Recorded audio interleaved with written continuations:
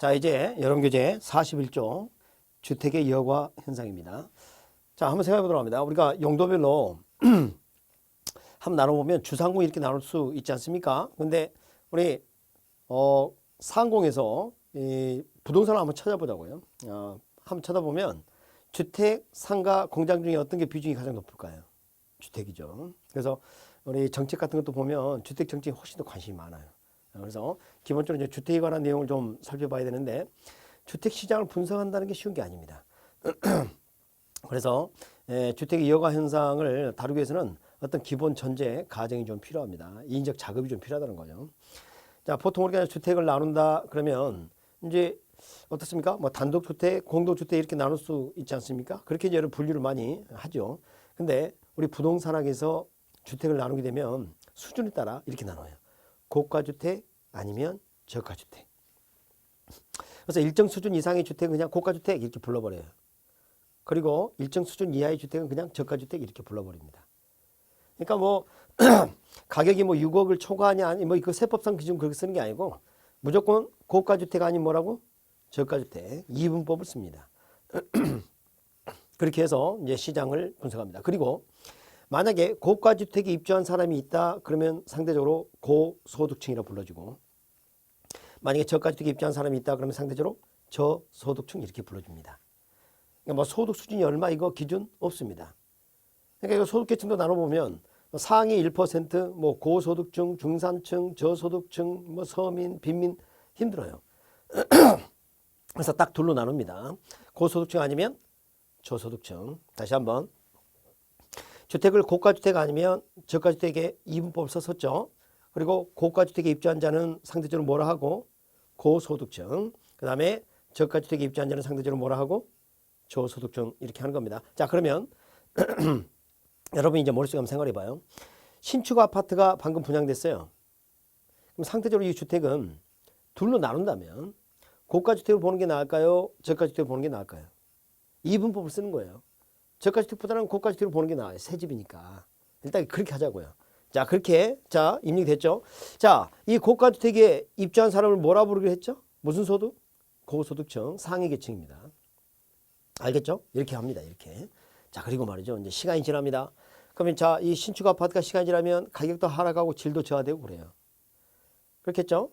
근데 말이죠. 이게 재개발되거나 재건축이 확정되지 않는 한 가격과 질은 계속 떨어질 가능성이 있습니다. 고소득층은 이 집을 팔고 새로 분양된 아파트로 이사갈 가능성이 있어요. 그럼 이 집은 비어있죠. 자, 이렇게 집이 비어지는 것을 뭐라 하냐면 공가라고 합니다. 빌공짜를 써서 공가. 아시겠죠? 자, 공가가 생겼습니다. 그럼 여기에 이제 누가 들어와서 사냐면 저소득층이 들어와서 산다는 겁니다. 이것을 여과 현상, 여과 효과 이렇게 부릅니다. 여과 과정 이렇게 필터링 프로세스 또는 필터링 이펙트라고 해요. 자, 봐요. 자, 필터가 이렇게 있어요. 여과지가 물이 이렇게 통과합니다. 빠져나갔죠? 또 물이 들어오잖아요. 그죠? 그거 다를 바 없다는 겁니다. 처음에 이 주택에 누가 살았어요? 고소득층이. 근데 이 사람이 빠져나가고요. 필터에 물이 통과하듯이 저수층이 이렇게 들어온 거 아닙니까? 맞죠? 그래서 필터링 프로세스라 그래요. 그리고 말이죠. 방금 같은 그런 사례를 특별히 또 뭐라 하냐면 필터링 다운이라고 합니다. 하향 여과라고 해요. 하향 여과. 왜 그런 표현을 썼을까? 자, 고가주택에 원래 누가 살았어요? 고수층이 살았죠. 수준이 높은 주택이었는데 집은 움직이진 않았습니다. 근데 시간이 지날 때 질이 저하되고 가격이 하락했죠. 그리고 저수층이 들어왔죠. 자, 고가주택이 저가주택으로 바뀐 셈이 되는 거예요. 높은 수준에서 낮은 수준 떨어졌죠. 하향. 알았죠? 하향 여과라고 해요. 그러니까 이게 갑니까?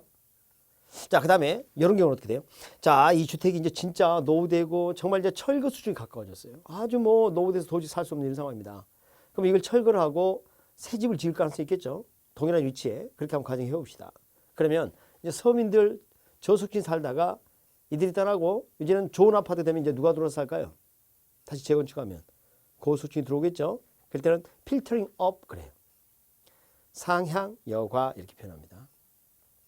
일단 중요한 것은 우리가 지금 출제되는 이 표현 용어 중에서 하향 여과와 상향 여과라는 표현이 빈번하게 나타납니다. 그래서 이 부분을 철저히 구분을 좀 해야 합니다. 한 번 더. 상위 계층이 사용하던 이 고가주택이 나중에 시간의 흐름에 따라 하위 계층 사용으로 전환이 되었다면 무슨 여과? 하향 여과. 반대는 상향 여과. 이게 여과 현상의 가장 중요한 내용입니다. 그리고 이렇게 여과 현상이 일어나려면 아까도 말씀드렸지만 공가가 있어야 돼요. 빈집이. 아시겠죠? 공가가 필수적입니다. 기본적 사항이에요. 그리고 시간의 흐름에 따라 주택의 질은 개선되고 주택량은 인구가 증가한다면 되게 늘어나는 것을 전제로 해요. 이게 주택의 여과 현상과 관련된 내용이었습니다. 그래서 지금 여러분 궤도 보시면 말이죠. 41쪽에 하향 여과와 상향 여과 설명이 나와 있죠. 그런데 말이죠. 좀 아쉬운 게 말이죠. 지금 하향 여과의 설명을 보면 주택의 하향 여과란 고소득층이 거주하던 저가주택이라 되어 있는데 고가주택이 이렇게 해야 되겠죠. 그 고가주택이 이제 저가주택으로 바뀌는 거니까. 그래서 그게 좀 약간 오타입니다. 그래서 시간의 흐름에 따라 노화되면서 가치가 하락하여 저수지 새롭게 유입되어 저가주택이 전환되는 현상이다. 이렇게 하죠. 저가주택이 저가주택이 전환된다는 말은 좀 안 되죠. 첫째 줄을 고가주택 좀 수정해 주시고 그렇게 보시면 되겠습니다. 상향 여과도 보면 이제 반대로 이제 설명이 되어 있겠죠. 잘 되어 있고요. 자, 이제는 말이죠. 이 내용을 그림을 가지고 좀 더 설명을 해 드리도록 할게요. 지금 우리 교재에 41쪽부터 해서 42쪽까지 1인 이야기 쭉 나열되어 있는데 이 내용을 제가 그림을 가지고 설명을 한번 해보도록 하겠습니다. 먼저 말이죠. 원래 이제 아파트가 이렇게 있었어요.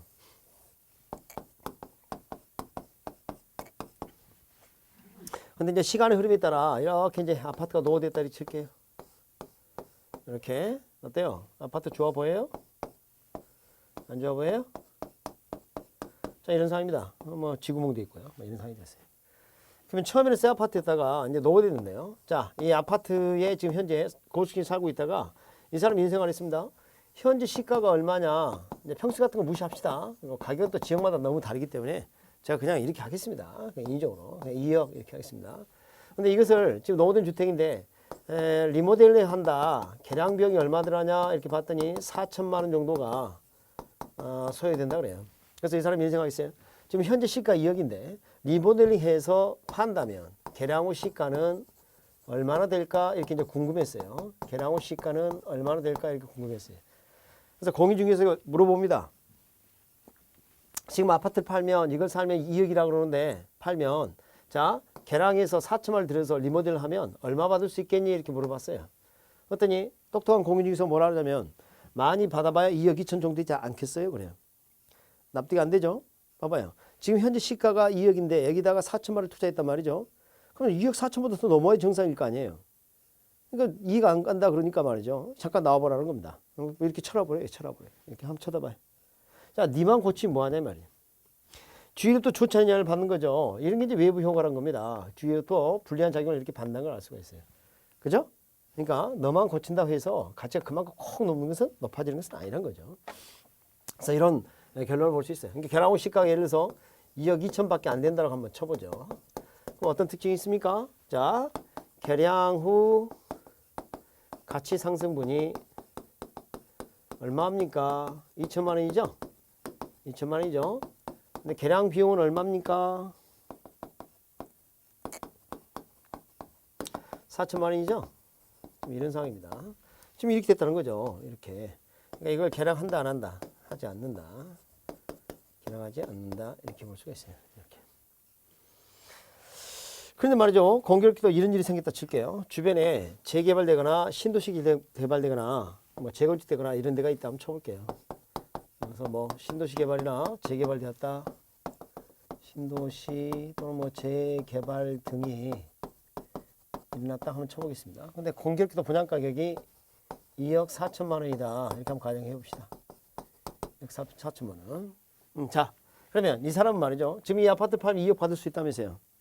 그러면 통장인데 4천만 원 지출하지 않고 이 아파트를 2억에 팔아서 통장에 4천만 원을 찾아가지고 이쪽 이사할 가능성이 있어요. 그렇죠? 이쪽으로. 그러면 이 사람은 상대적으로 고소득층이라고 볼 수 있습니다. 고소득층. 그리고 잠깐 봅니다. 지금은 원래 노후된 주택이었다가 이게 재개발되거나 또는 농촌지역 신도시로 개발되지 않았습니까? 이런 경우가 이제 상향 여과가 되겠죠. 상향 여과. 그럼 얘기는 어떻게 돼요? 자, 이 주택이 노후되고 시간이 지날수록 계속 가격은 하락할 겁니다. 그렇죠? 만약에 재개발, 재건축 되면 이쪽으로 바뀌는 거죠. 그렇지 않는다면 이런 상황이 되는 겁니다. 만약에 아까 이제 이미 고수 이상한 걸 했지만 개량 비용 4천이고 가치 상승률이 4천보다 더 크다. 예를 들어 5천이라면 이걸 개량해서 고수지 계속 살아요. 근데 그렇지 않다면 이렇게 이제 가는 겁니다. 애들이. 그렇죠? 그리고 이제 여기 누가 들어서 살아요? 저소득층이 들어서 살겠죠. 원래 고소득층 살던 지역에 누가 들었어요? 저소득층이 들어온 거죠. 저소득층이. 그래서 뭐라 하냐면 하향여과 이렇게 합니다.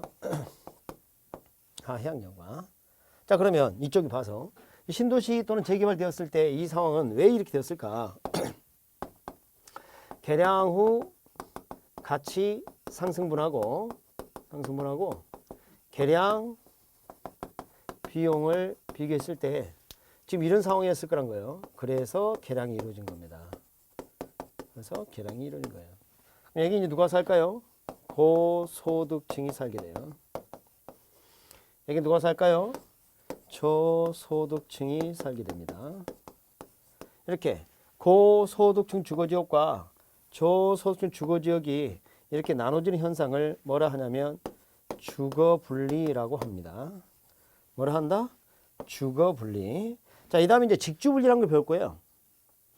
직주분리란 직장과 주거지가 분리되는 현상이에요. 아시겠죠? 근데 여기는 뭐예요? 주거 자체가 분리됐다는 얘기예요. 그러니까 고소득층 주거지역과 저소득층 주거지역이 분리된 현상을 뭐라 한다? 주거분리라고 합니다. 주거분리. 자, 좀 더 할 게 있습니다. 잘 봅니다. 원래 여기 누가 살았죠? 고소득층이 살았었죠. 처음에는. 이사 같지 않습니까? 공가가 생겼죠. 공가가 필수적입니다. 기본적인 요소예요. 그러면 봐요. 지금 여기는 고소득층 이사 가고 말이죠. 나머지는 아직 고소득층 살고 있다 칠게요. 다 이사 가지 않고 고소득층 살고 있다 아직까지 이렇게 한번 가정 한번 해보겠습니다. 여기만 지금 비어 있는 상황이에요. 자, 그러면 이제 저소득층이 들어오기 시작하는데 저소득층이 이사해서 들어오면 말이죠. 이 사람들 깜짝 놀랄 수가 있어요. 이삿짐을 봤더니 리아카에다가 말이지 입을 뒤집어 씌우고 솥단지 엎어가지고 고무줄을 묶고 끌고 올라와. 그럼 고소득층 쳐다볼 때 그 모습을 봤을 때 아, 동질적이다, 이질적이다. 이질적이다. 자, 이렇게 이질적 요소가 처음에 개입되는 거 invasion, 침입이라고 그래요. 뭐라 한다? 침입. 그러니까 이질적 요소가 처음에 들어오면 뭐라 한다? 침입 그래요. 침입, invasion. 근데 이게 이제 다 저수층으로 바뀌잖아요. 그럼 이것을 succession, 계승 또는 천이 이렇게 표현합니다. 또 천이 되었다, 이렇게 계승이다 이렇게 표현합니다. 천이 또는 계승 이렇게 표현해요. 아시겠죠? 처음에는 뭐 침입, 그다음에 천이 또는 계승 이렇게. 혹자는 이것을 succession을 말이죠. 승계라고 번역한 사람도 있고 그래요. 가장 많은 번역이 이 두 가지예요. 지금 여러분 배우시는 거 다 영어입니다 원래. 근데 이제 한글 번역은 약간의 차이가 있다 이렇게 보시면 되겠어요. 자, 저 왼쪽 가보죠. 야, 여기 봐요. 그럼 여기는 어떤 상황이에요? 처음에 여기 어떻게 농촌 지역이었거나 저수지 살던 지역 아니었습니까? 근데 이제 고수지 들어왔잖아요. 그럼 기존 상황에서 고수지 들어온 것은 이질적이에요, 동질적이에요? 이질적이죠. 그래서 이질적인 게 처음에 들어오면 뭐가 돼요? 침입. 그 다음에 천이 또는 계승 이렇게 일어나는 거죠. 천이 계승. 근데 특징이 말이죠. 지금 얘기한 이제 재개발, 재건축 이렇게 되는 것은 말이죠. 단기간에 되게 끝납니다. 뭐 3년 이내에, 3년, 4년 이내에 다 끝나버려요. 근데 이쪽에, 이 오른쪽에 있는 요거 같은 경우는 하행여과는 좀 시간이 걸려요. 그래서 우리 이거 가지고 설명할 때 모델로 이걸 좀 많이 언급을 하죠. 자, 여기까지 좀 이게 되십니까? 이런 용어들 알아두셔야 합니다. 그리고 생각을 해보니까 말이죠. 이게 고소득층 주거지역하고 저소득층 주거지역 사이에 경계지역이 있을 수 있다. 경계지역을 한번 생각을 한번 해보자는 거죠. 자, 요게 이제 고가주택인데요. 고가주택이 이제 아파트로 한번 쳐보죠. 1동하고 20동까지 있다 칩시다.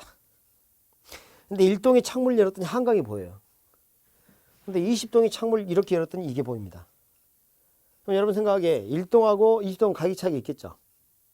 그렇죠? 그래서 1동이 가격이 비싸고 20동 가격이 쌀 가능성이 있는데요. 이쪽으로 가까이 갈수록 그렇죠? 뭐?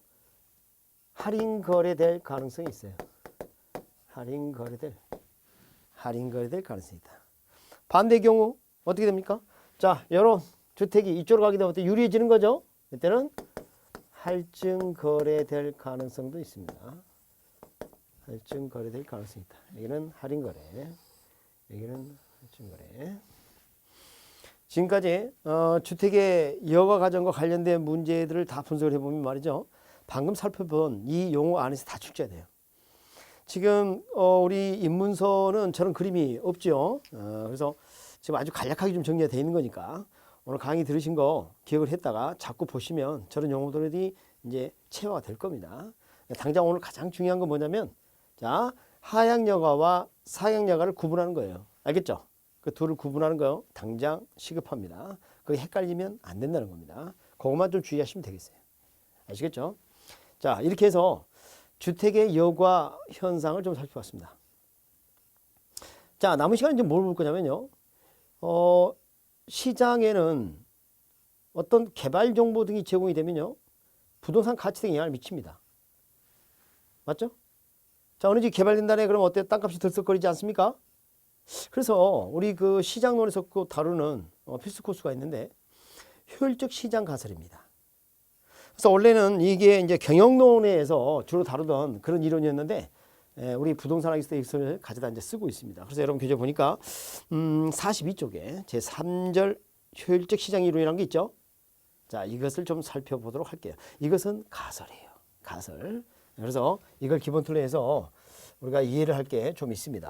자, 한번 봐보도록 하겠습니다. 일단 말이죠. 효율적 시장의 정의를 좀 말씀드려 보겠습니다. 효율적 시장이란 정보가 시장 가치에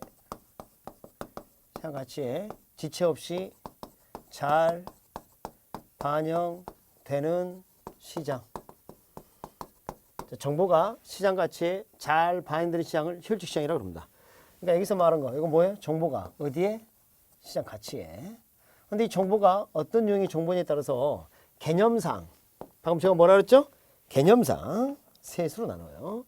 약성 효율적 시장, 약성 효율적 시장. 두 번째, 중강성 효율적 시장. 세 번째, 강성 효율적 시장. 자, 봅시다. 여기 약성. 그럼 여기가 이제 여기 사이에 있다 해서 중강성 이렇게 하면 돼요. 여기 사이에 있다 해서 중강성. 강성의 이전, 그 다음에 강성 이렇게 나누고 있어요. 자, 다시 한번 말씀드립니다. 이건 효율적 시장 가설입니다. 그러니까 이렇게 어느 정보에 따라서 그냥 셋으로 나눈 거예요. 정보 이용 크게 이렇게 나눌 수가 있습니다. 일단은 과거의 추세적 정보가 있어요. 그러니까 두 번째, 현재 공표된 입수 가능한 모든 정보. 그러니까 뭐 과거 정보를 포함하는 개념이죠, 이것은. 그 다음에 이제 공표되지 않는 내부 정보가 있어요. 그러니까 미래 정보 성격을 갖습니다, 이게 미래. 그래서 과거 정보, 현재 정보, 미래 정보에 크게 이렇게 이해하셔도 크게 문제는 없어요. 그래서 어떻게 되냐면 이렇게 나누고 있어요. 자, 약성 효율적 시장은 과거 정보, 과거의 추세적 정보가 잘 반영되는 시장. 여기까지 우리가 약성 효율적 시장이라고 합니다. 중강성은 과거는 당연히 포함됩니다. 그래서 현재 정보라고 표현을 많이 하는데요. 엄밀히 말하면 현재 공표된 정보, 입수 가능한 모든 정보, 공표된 정보까지를 반영되는 시장을 중강성 효율적 시장. 강성 효율적 시장은 과거 정보와 현재는 물론이고 미래 정보. 자, 이 미래 정보는 아직 공표되지 않은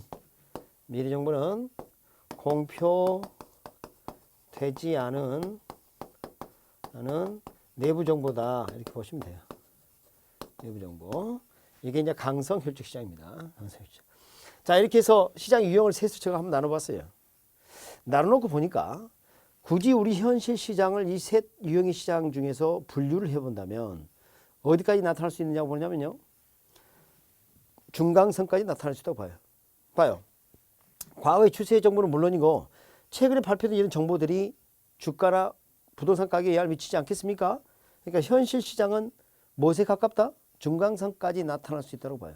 물론 그 포함 관계를 보면 중강성 약성을 포함하고요. 강성은 중강성을 포함합니다. 그 중간 정도 됩니다, 우리가. 다시 한번. 현실 시장을 굳이 분류를 한다면 어디까지? 중강성까지 나타날 수 있다고 봅니다. 그렇지만 말이죠. 그 효율성의 정도는 나라마다 지역마다 차이가 있을 수 있어요. 자, 다시 미국의 주식시장과 우리나라의 주식시장은 현재 공표된 정보까지 반영이 되긴 됩니다. 그러나 그 반영되는 정도가 완벽하다 이렇게 또 말할 수는 없는 거예요. 그래서 그 반영되는 정도, 효율성의 정도는 차이가 약간 있을 수 있어요. 무슨 말씀인지 알겠죠? 그러니까 똑같이 공부를 했지만 성적이 많이 나올 수도 적게 나올 수 있는 그런 거하고 좀 같습니다. 반영되긴 하되. 그게 알아야 할 내용입니다. 우리 현 시장은 어디까지? 중강성까지 나타날 수 있다. 이렇게 보는 거죠. 우리 현 시장은. 여기까지 좀 알아두시고. 그 다음에 우리가 이제 정보를 분석할 때 그 분석을 이렇게 크게 둘로 또 나누고 있습니다. 기술적 분석이라는 게 있고요. 기본적 분석이라는 게 있습니다.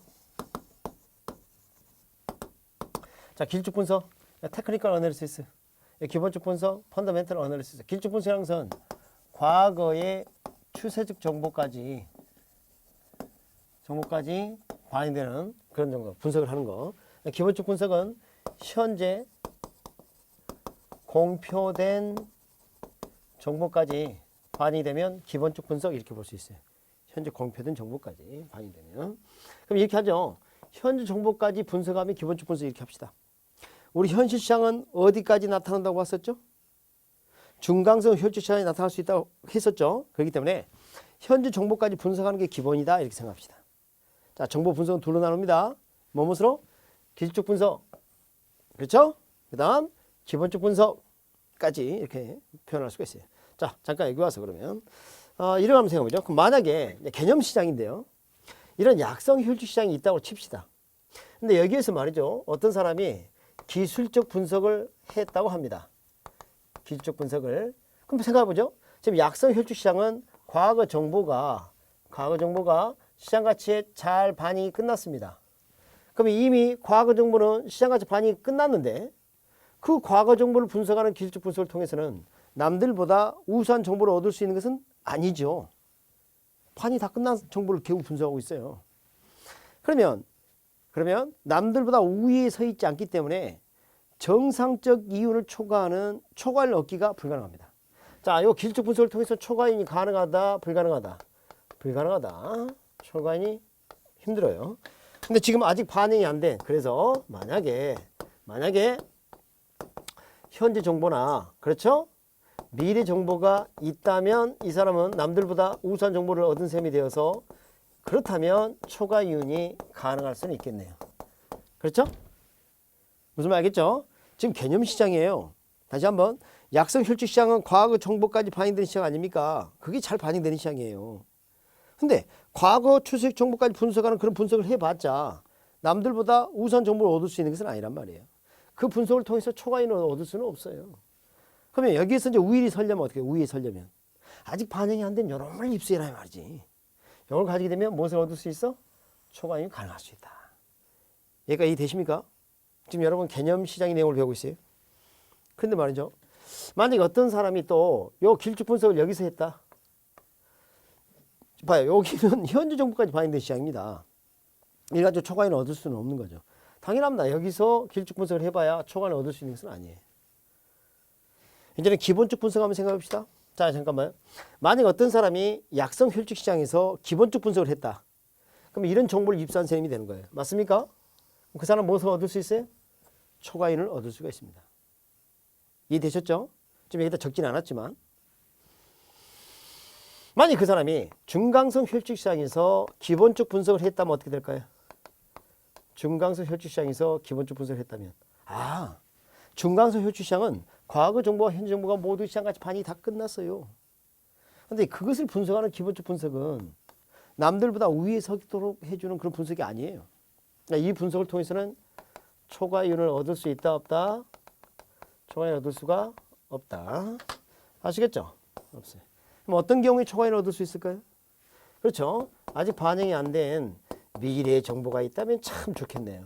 그러면 남들보다 우위에 설 수 있어요. 이런 경우라면 이 사람은 무엇을 얻을 수 있어요? 초과이윤을 얻을 수 있습니다. 이 사람이라면 초과이윤을 얻을 수가 있겠네요. 자, 그리고 또 이 기본적 분석을 이제 여기서 한번 해보죠. 여기서 해봅니다. 그럼 여기까지 분석한 거 아닙니까? 자, 이 정보는 이미 반영이 다 끝나버렸어요. 그러니까 초과이윤을 얻을 수가 없어요. 심지어 미래 정보까지 반영되고 있는 시장입니다. 그래서 이 강성 효율적 시장은 아까 잠깐 말씀드렸던 완전 경쟁 시장 있죠. 완전 경쟁 시장은 완전 정보를 가져갑니다. 그래서 완전 경쟁 시장에 가장 부합되는 시장입니다. 그리고 이게 진정한 의미의 효율적 시장이다 라고 볼 수 있습니다. 완벽한 시장이니까.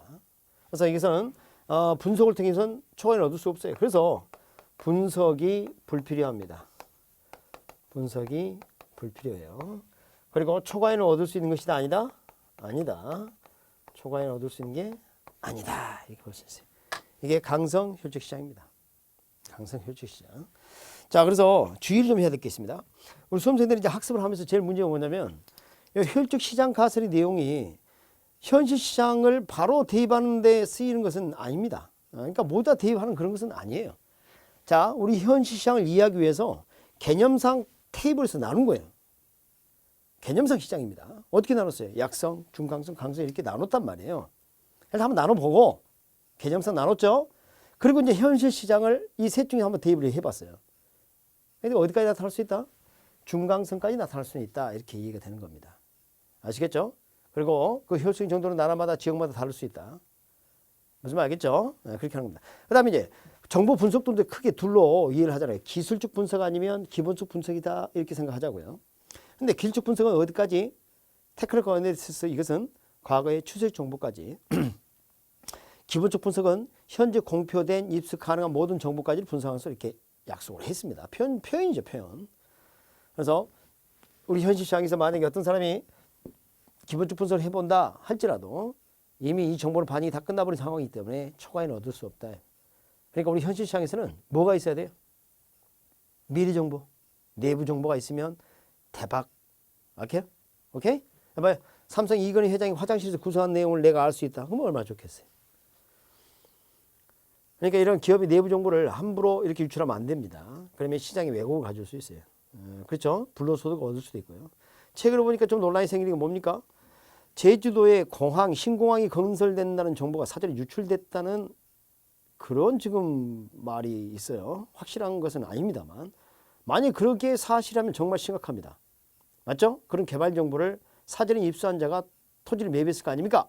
그 사람은 초과이를 얻을 건데 불로소득을 얻게 되는 거죠. 그러면 바람직하지 않은 거예요. 정보 어떤 개발 정보 같은 이런 것들은 상당히 그 철통 보완을 요합니다.